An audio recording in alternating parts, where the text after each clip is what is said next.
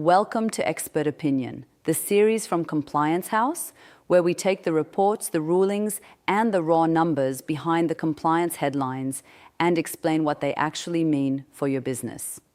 I am your host, and in each episode I will offer you the practitioner's perspective in clear, direct terms.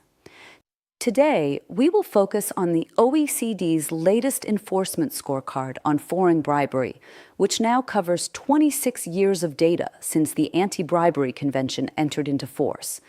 It is a document that many people read in a way that leads them to precisely the wrong conclusion, and there is one figure in particular, very close to home, that deserves our attention.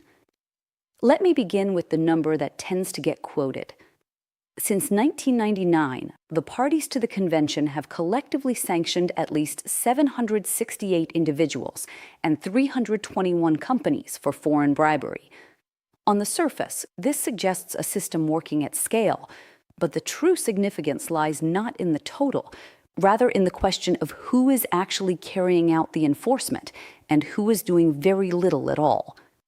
When you examine the data closely, one country stands well apart from the rest, the United States. On its own, it accounts for the majority of the companies sanctioned and a substantial share of the individuals through the Foreign Corrupt Practices Act, its accounting provisions, and a consistent use of negotiated resolutions. If you then add Germany, France, the United Kingdom, Switzerland, Italy, Korea, and Japan, you have accounted for very nearly the entire enforcement universe.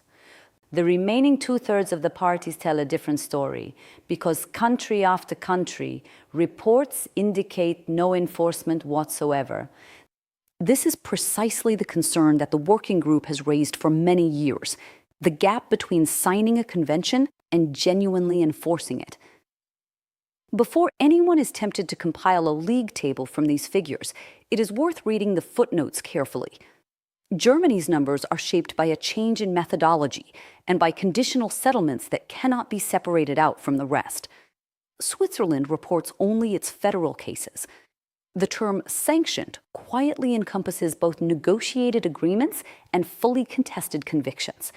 And almost every line begins with the words "at least," which tells you that these figures represent a conservative floor rather than a precise scoreboard.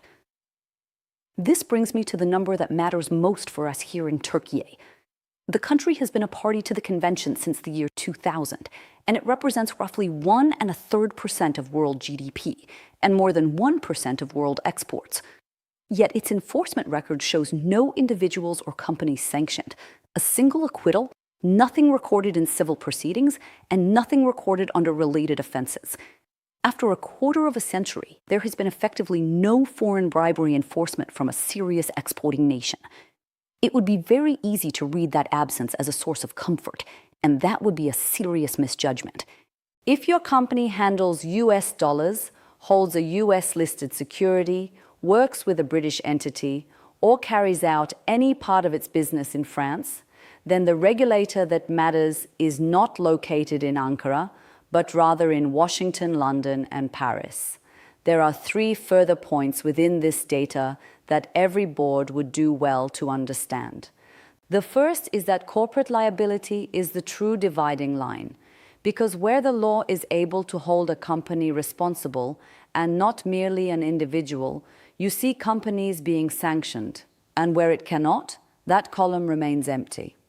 The second is that the dominant model today is the negotiated resolution, whether through deferred and non-prosecution agreements, plea agreements, or disgorgement.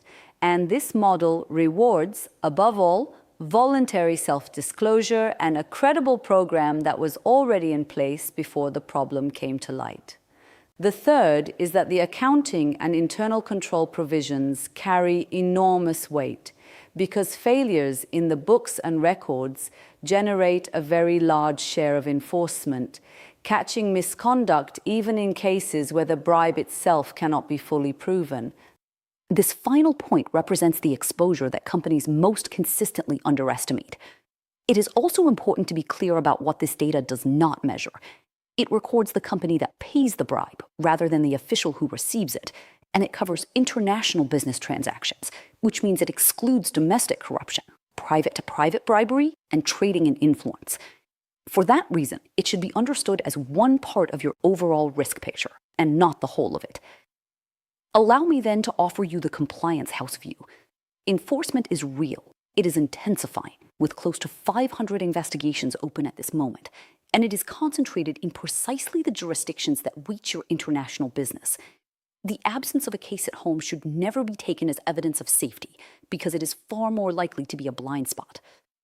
The only durable defense is a compliance program robust enough to withstand scrutiny under the Foreign Corrupt Practices Act, the UK Bribery Act, and the French Sapin II, meaning a compliance risk management program that has been properly designed, carefully documented, and tested against the recognized international standard. This is precisely what ISO 37001 and ISO 37301 are intended to demonstrate, and it is what separates a program that merely exists on paper from one that genuinely protects the organization. That concludes our assessment for this episode. If there is a single thought to carry with you, it is that the absence of a case at home is not the same as safety, and that the enforcers who matter are already looking across borders. If you're uncertain whether your program would withstand that level of scrutiny, it is a conversation well worth having. You can reach us at compliancehouse.net. This has been Expert Opinion, prepared by Compliance House. We look forward to welcoming you to the next episode.